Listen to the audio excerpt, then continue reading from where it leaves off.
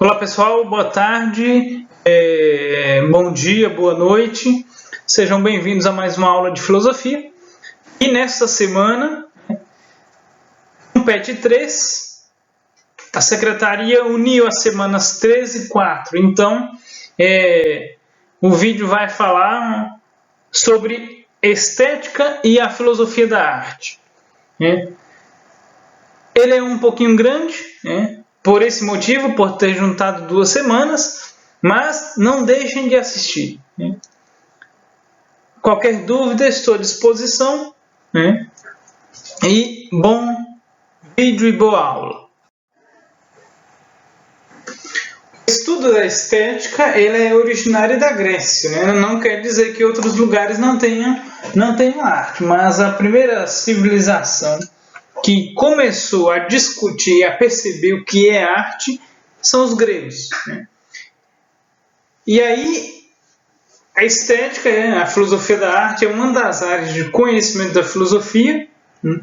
Tem sua origem na palavra grega, a esthesis, que significa a apreensão pelos sentidos, a percepção. É importante saber que o mundo da estética, tal como é concebido hoje, tem sua origem na Grécia Antiga. Das pinturas rupestres e os primeiros registros de atividade humana, ao design ou à arte contemporânea, a capacidade de avaliar as coisas esteticamente parece ser uma constante. O belo sempre existiu, mas a percepção do que é o belo, do que é a beleza, vai mudando de tempos em tempos.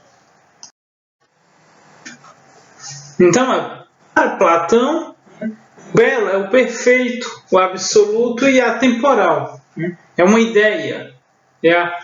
Aristóteles diz que a beleza, o belo, possuem a ordem, um limite, uma simetria. A estética cristã e medieval ela é medida e forma, ordem e proporção. No Renascimento é consonância e integração mútua das partes. E antes do século XVIII, qualidade das coisas, da realidade. E aí mais para frente a gente vai conhecer um pouquinho mais as definições de belo.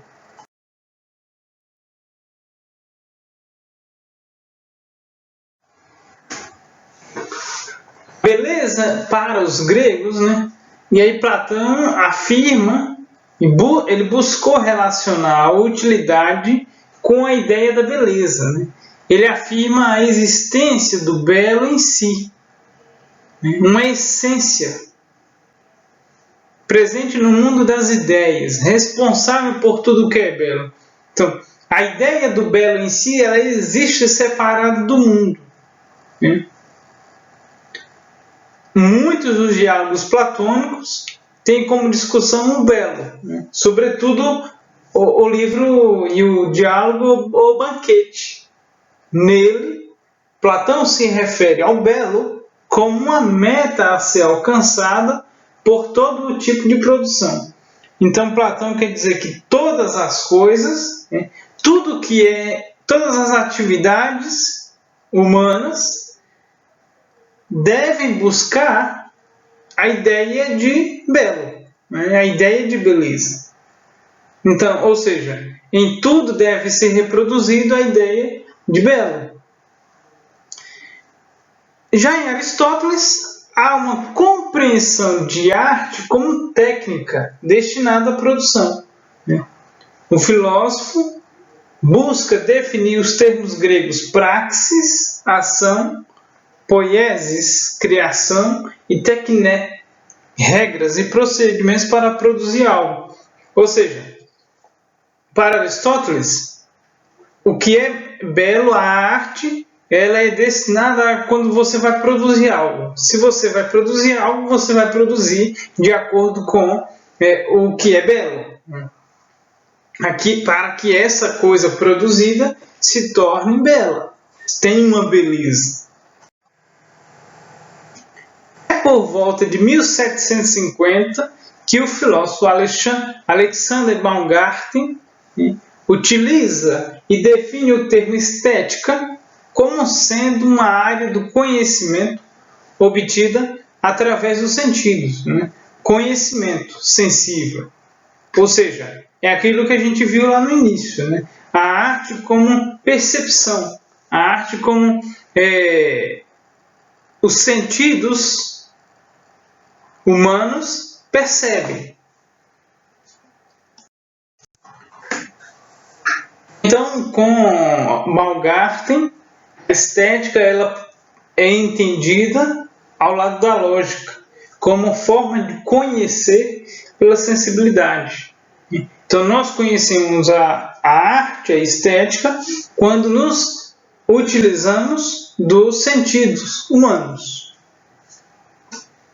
A estética, então, ela se desenvolve como área de conhecimento.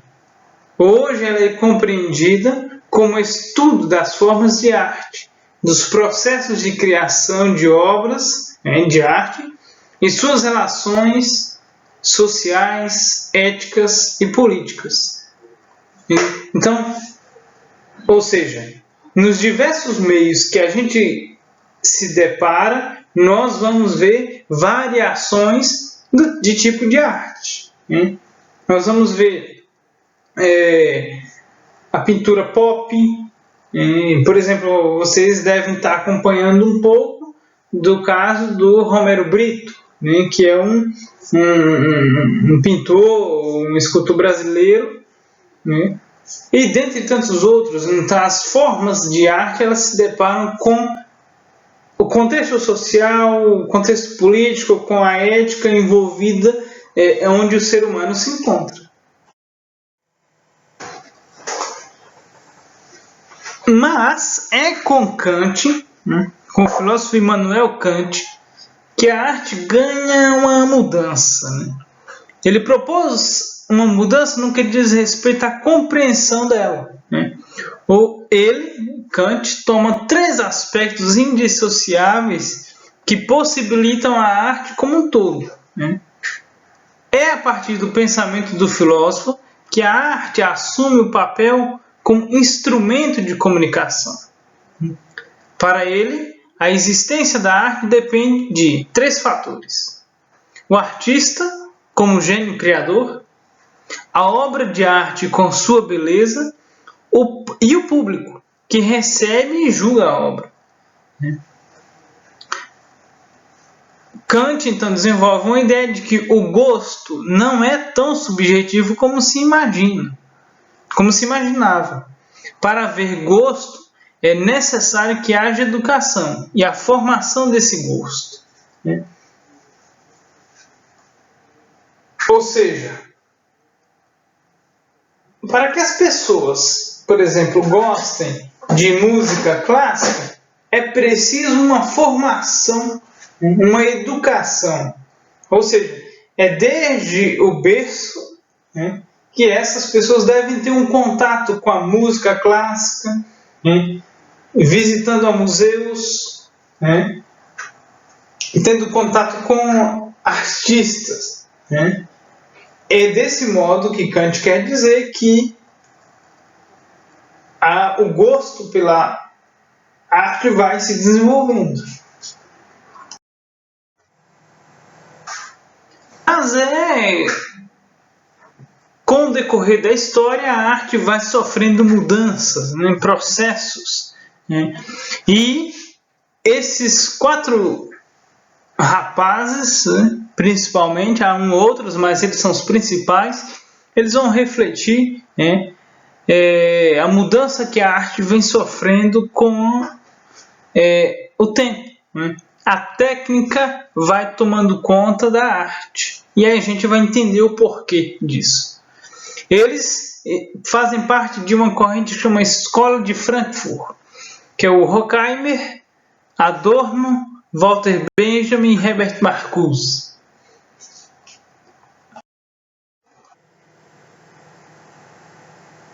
Na Escola de Frankfurt, esses 4 pensadores da tela anterior que eu citei, que vocês viram, são os principais. Mas 3 deles se destacam mais ainda, que é o Walter Benjamin, a Theodor Adorno e Marx Horkheimer. Eles, influenciados pelo pensamento de Marx, tecem duras críticas ao capitalismo e ao modo de produção. É na obra de Walter Benjamin, no livro A Obra de Arte, na era de sua reprodutibilidade técnica, que ele vai afirmar que a possibilidade de reproduzir obras de arte faria com que ela perdesse sua aura. Aura é a originalidade, a unicidade, que antes era e era a exclusividade das aristocracias. Essa mudança, essa reprodução, permitiria o acesso à obra de arte pela classe trabalhadora, que antes estava excluída.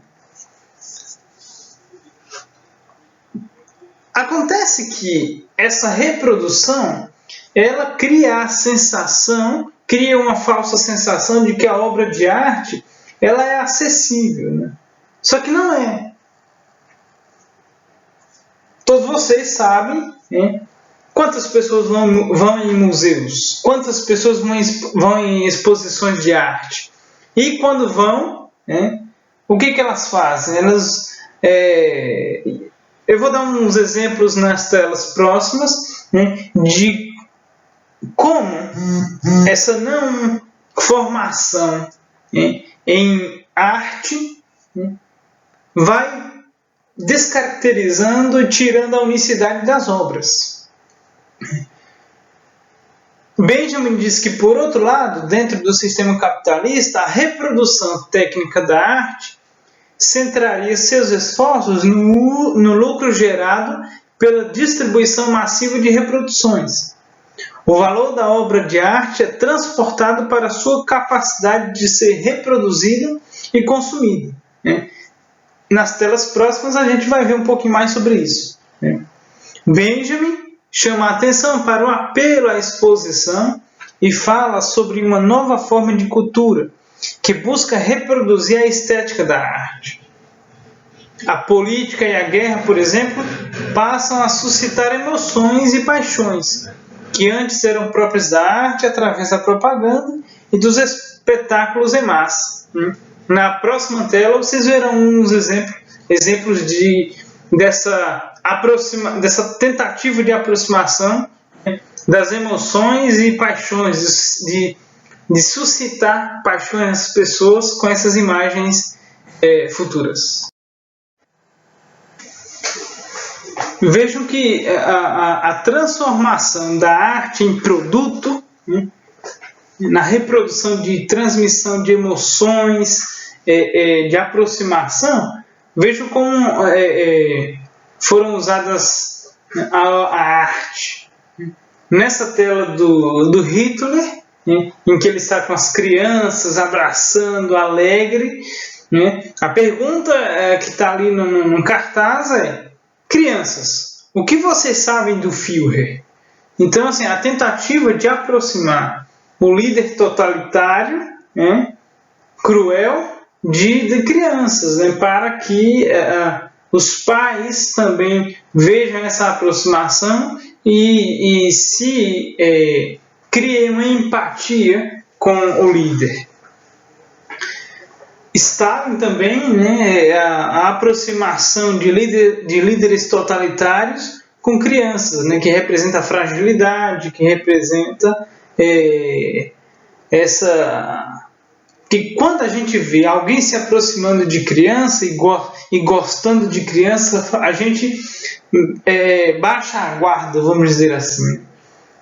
E aí um outro exemplo é o Tio Sam, que é um exemplo da caricatura da figura dos Estados Unidos, em que a frase ela diz o seguinte: garotos e garotas, vocês podem ajudar o Tio Sam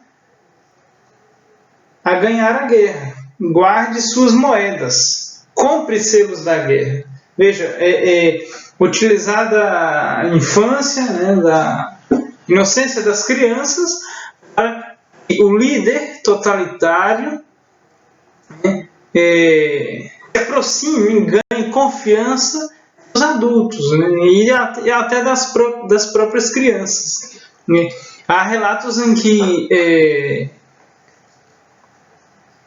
na Alemanha nazista, né, e na época de Stalin, as crianças eram ensinadas a se perceberem alguns familiares tendo falas controversas com relação ao regime, elas deveriam denunciar, né?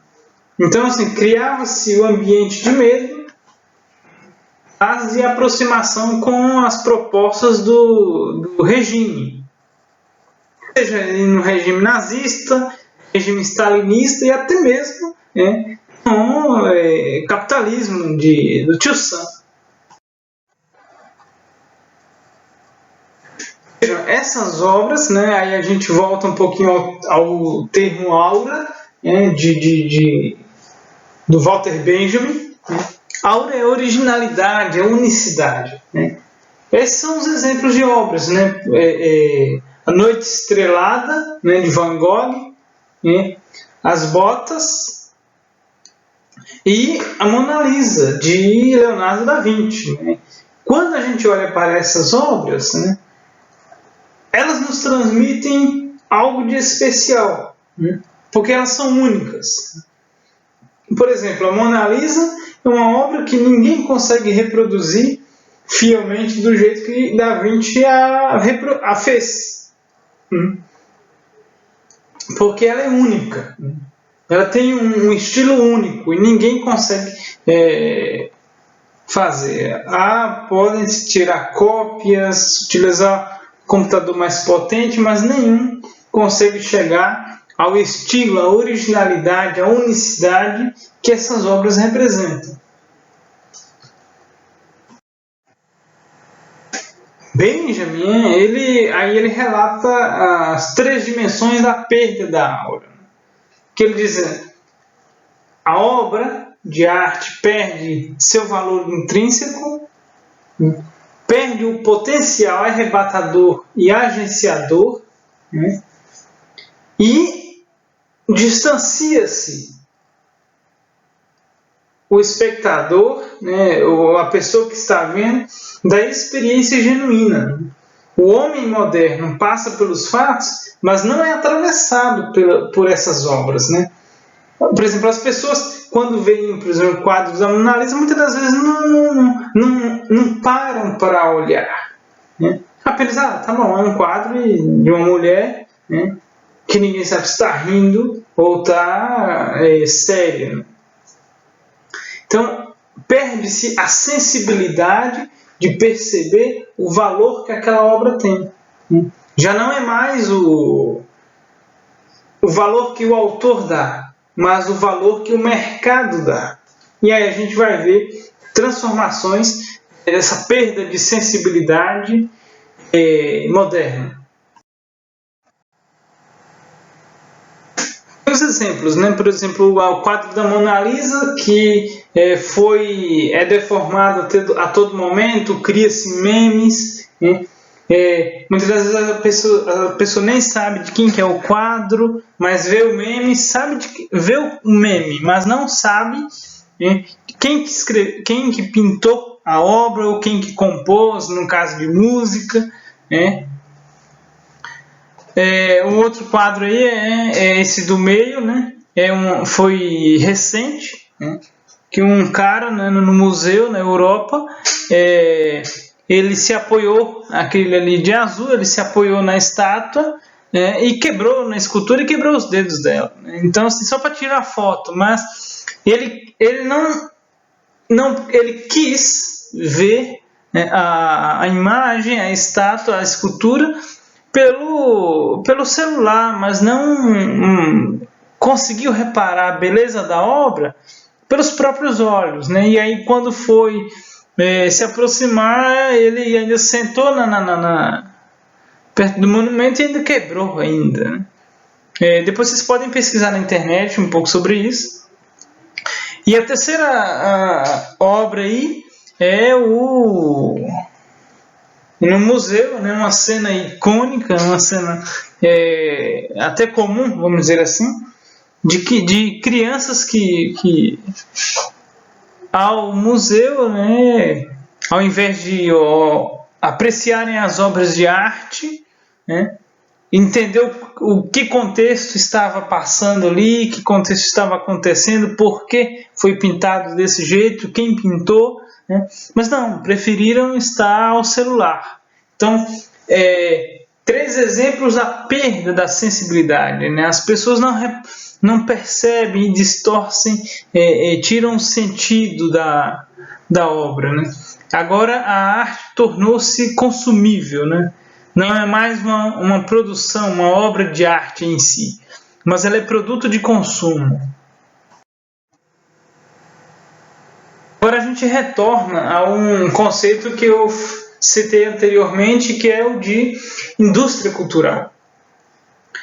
O conceito ele é desenvolvido por Adorno, Theodor Adorno e Marx Horkheimer. Ele se refere à ideia de produção em massa, comum nas fábricas e indústrias, que passou a ser adaptada à produção artística. É uma nova concepção de se fazer arte e cultura, utilizando-se técnicas do sistema capitalista. Dessa maneira, músicas, filmes, espetáculos e outras obras são desenvolvidos sob a lógica de produção em massa. Há um pensamento dominante que passa a influenciar o modo como os artistas produzem e como os telespectadores consomem a cultura. Nesse conceito, um quadro ou uma música são reproduzidos de forma padronizada, mesmo que possuam cores e estilos diferentes. Segundo os autores, o objetivo da indústria cultural é o lucro e manutenção do pensamento dominante. Assim, a cultura passa a ser uma massa de manobra da população, que precisa ser mantida presa na ideologia dominante. Na tela seguinte a gente vai ver um pouquinho sobre isso. Na imagem aí vocês podem ver um exemplo disso, né, da arte como produto de consumo, né? Porque a arte, né, antigamente, né, ela não precisa ter utilidade. A arte não pode ter utilidade. A arte é arte. A arte é para ser apreciada, não para ser consumida. E aí, as características da indústria cultural. O lucro é a sua finalidade, padronização dos gostos e interesses dos consumidores, massificação dos produtos fáceis de serem consumidos, homogeneização dos produtos, filmes, músicas, novelas, peças, etc. São semelhantes, por isso acabam fazendo sucesso. Por exemplo, as pessoas veem se alguma música foi escutada 1 milhão de vezes, ela é boa. As pessoas têm esse critério, usam critério. Por exemplo, se um jogador famoso escutar uma determinada banda, e aí todo mundo começa a escutá-la, acreditando que ela é boa. Se um jogador indicar uma banda, indicar um filme, as pessoas vão assistir só porque o jogador indicou. Mesmo que a música, o filme, a novela, aquela coisa indicada não seja boa, mas só porque foi indicada por alguém famoso, né, ela é tida como boa. Né? Por exemplo, as músicas, na maioria das vezes, né, de vários estilos, do funk ao sertanejo e entre tantos outros, elas são feitas com as notas musicais semelhantes, porque quando a pessoa lembra, quando vê uma música, ela lembra da outra, e aí ela vai fazer a assimilação e dizer, olha, essa é boa, porque se eu gostei de uma música, eu vou gostar da outra. As músicas são feitas em curto tempo, né? Hoje são músicas de 2 minutos, 3 minutos no máximo, né? Um exemplo disso é, por exemplo,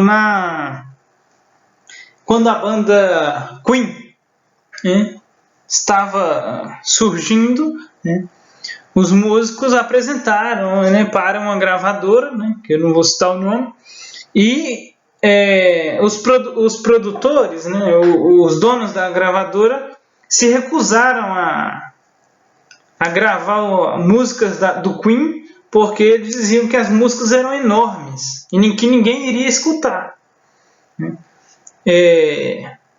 Mas vejam que o Queen hoje fez e faz muito sucesso ainda, né? Porque são músicas muito boas, né? Depois vocês podem escutar We Are The Champions, que é deles, e por aí vai, né? Há inúmeras músicas. Então, a arte, seja arte, pintura, música e tantas outras coisas, a arte no geral, ela é feita como produto de consumo, né? Produto de consumo, e a única finalidade é o lucro. Os padrões, eles vão se assemelhando para que as pessoas não esqueçam de onde essa música veio. Porque, por exemplo, quando for toques, batidas diferentes, a pessoa ela já rejeita. Mas quando ela for uma música boa, quando a música tiver uma mesma batida da que ela gostou, ela vai continuar ouvindo, não vai trocar de faixa e por aí vai.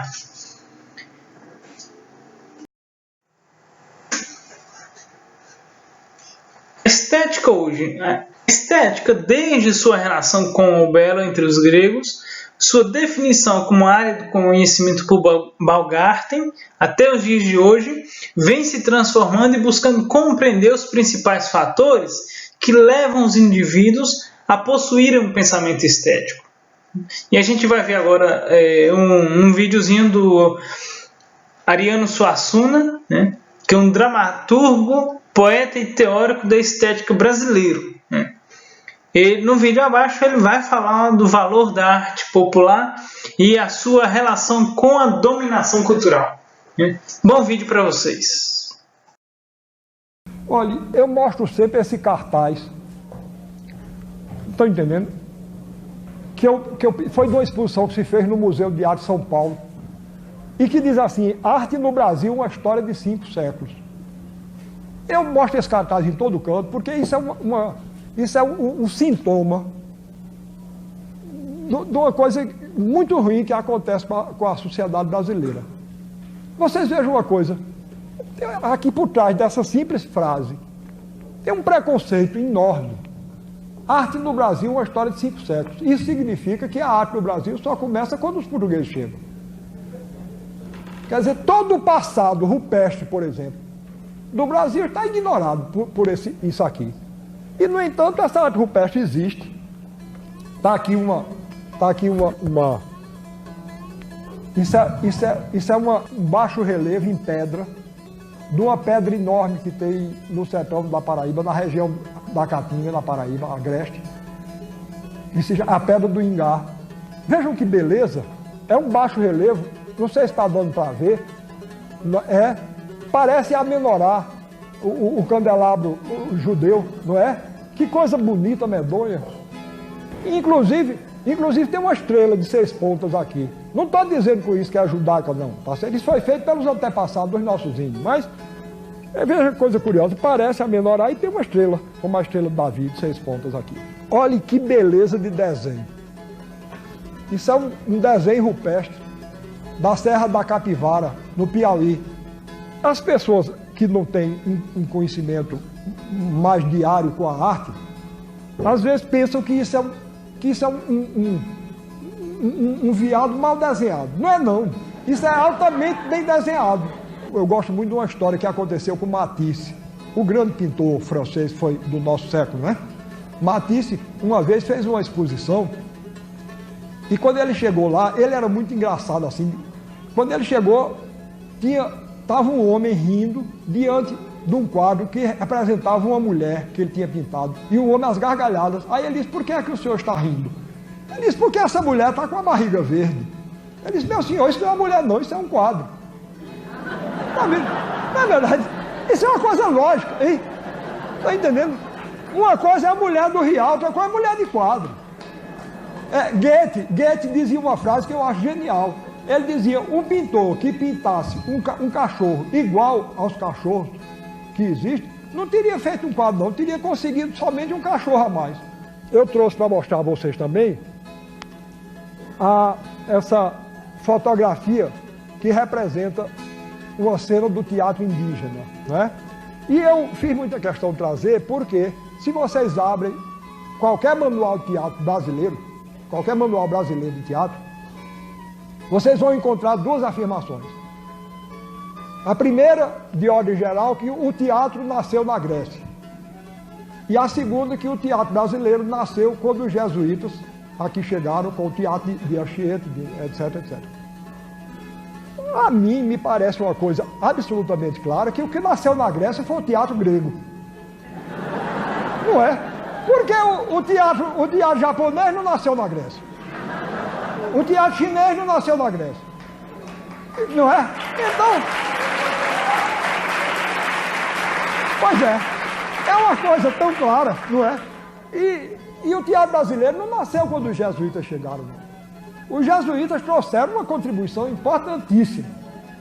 Mas já existia esse teatro aqui, do mesmo jeito que já existia essa pintura maravilhosa, existia esse teatro extraordinário, que por acaso é um teatro como o teatro grego, um teatro de máscaras, não é? Um teatro mítico, são divindades que estão aqui presentes, como no teatro grego primordial. E esse teatro tem que ser levado em conta. E foi da fusão do espetáculo indígena com o espetáculo negro e o espetáculo ibérico que surgiu esse extraordinário teatro popular brasileiro, que vejam que beleza. Olhem que coisa. Reparem que beleza, hein? Então isso aqui tem uma presença ibérica, negra e indígena. Eu falei na importância das outras etnias, eu sempre tive muita admiração pela cultura japonesa. E eu sempre dizia que o filme de Kurosawa, por exemplo, o filme de samurai, o teatro nacional e popular do Japão exerceu uma influência fundamental. O no e o kabuki, é dali que vem aquelas roupas, aquelas atitudes, aquele modo de representar. E eu achava que para nós brasileiros, claro que eu não queria que nós imitássemos Kurosawa, eu queria que nós fizéssemos em relação ao Brasil o que ele fez em relação à cultura japonesa. Então eu achava que o que para ele foi o no e o kabuki, para a gente é isso aqui. Então... Muito bem. Então, eu prometi que terminava logo, mas estou demorando, mas vou acabar. Aqui é uma gravura feita pelo grande mestre da gravura nordestina, um homem do povo, que é poeta e é gravador. Chama-se J. Borges. E isso é A Chegada da Prostituta no Céu. Ele fez um folheto com esse título, com esse assunto, e aqui está, a prostituta está chegando ali, e o diabo e o marido da prostituta estão querendo puxar ela para o inferno, e ele ainda quer dar uma facada nela. E São Pedro está ali acudindo e puxando ela para o céu. Não é? Não precisa dizer, estamos todos lá de São Pedro, não é? Salve. Bom, e aí da mesma maneira que eu procuro no teatro, baseado no folheto, o meu querido amigo Gilvan Samico, que eu considero o maior gravador do Brasil, ele parte das capas dos folhetos. Do mesmo jeito que eu parto da poesia narrativa dos folhetos para fazer meu teatro, ele parte. Essa gravura chama-se O Fazedor da Noite. O Fazedor da Noite está aqui, ele está espalhando a noite para cá, né? Aqui tem um homem, um pássaro oferecendo a maçã, acho que é o pecado, qualquer coisa. Aqui tem um anjo em cima do leão e o anjo refletido para o lado de cá. Essa gravura é lindíssima, dá para vocês terem uma ideia. E, finalmente, a última, eu trouxe uma fotografia de uma casa popular africana, que é muito bonita, e uma casa popular brasileira, que é muito bonita. Essa aqui são fotografias de outra querida amiga minha, que é uma grande fotógrafa também, Ana Mariani, e que ela... Vejam que beleza vocês vejam, o preconceito contra a cultura popular é tão grande, que quando ela publicou um livro sobre essas casas populares, um crítico brasileiro disse que os mestres de obra do Nordeste provavelmente tinham que ter conhecido Volpe e Mondrian. Vocês imaginem o mestre de obra nosso conhecer Volpe e Mondrian. Aí eu, por brincadeira, disse ele, olha, você aqui, você pode até assistir, mas você não vai perguntar isso não, porque ele pensa que você está dizendo alguma pornografia, você é capaz de morrer, não é? Você recebeu alguma influência de Mondrian, chamado o quê? Não entende o que é? Né? Bom, de maneira que eu chego no fim, e eu quero então dizer isso a vocês, que, como eu disse, eu não tenho, como eu faço essa valorização da cultura brasileira, as pessoas pensam que eu tenho hostilidade a outras formas de cultura. Não tem nenhuma. Tá certo? O que é que eu teria contra Dostoiévski? Não tem nada. E outra coisa, não sou um fanista, não. Eu não gosto de uma pessoa porque é brasileiro, não. Nem gosto de uma pessoa porque é popular. Eu gosto disso porque é bom. Tá certo? Agora, também, quando eu tenho hostilidade a uma figura da cultura massificada, que eu não quero nos impor aí como modelo, contra esse eu tenho. Muita coisa. Tem muita coisa porque não presta mesmo. Esse é o meu assunto. Vocês não me deem muita corda não, senão a gente só vai sair daqui de noite. Mas então eu vou concluir. E então eu digo, como é que nós vamos deixar de lado uma cultura como essa, que é a expressão do nosso país e do nosso povo, e que pode ser uma lição para todos nós. Deixar de maneira nenhuma.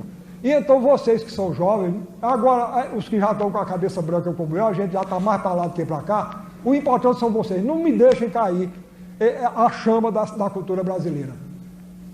Isso não significa nem ufanismo, nem exclusivismo, nem chauvinismo da minha parte. Não é? Eu não tenho por nenhuma cultura, nenhuma hostilidade. O que eu quero é fortalecer a nossa.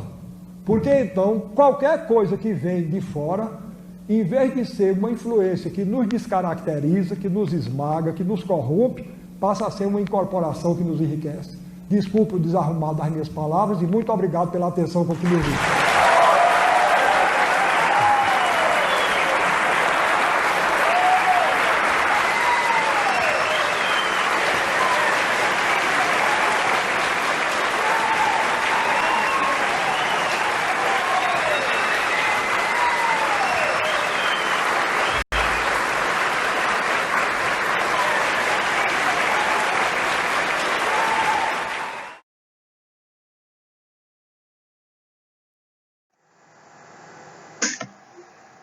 Gente, espero que tenha ajudado, espero que tenha colaborado, né, de alguma forma. Como nesse PET 3 eles juntaram a semana 13 e 4, então o vídeo foi maior um pouquinho, mas é para ajudá-los, né, para fortalecer o aprendizado de vocês. Qualquer dúvida, eu, professor de filosofia, estou à disposição e todos os demais professores estão à disposição. Não deixem de perguntar, não deixem de tirar suas dúvidas, tá? E nós sabemos que está difícil, né? Se você vê que vai demorar a entrega do PET, não se preocupe, mas vá fazendo. Não deixe de fazer, mesmo que entregue atrasado, mas não deixe de entregar futuramente, tá bom? Um grande abraço, uns bons estudos e até a próxima aula.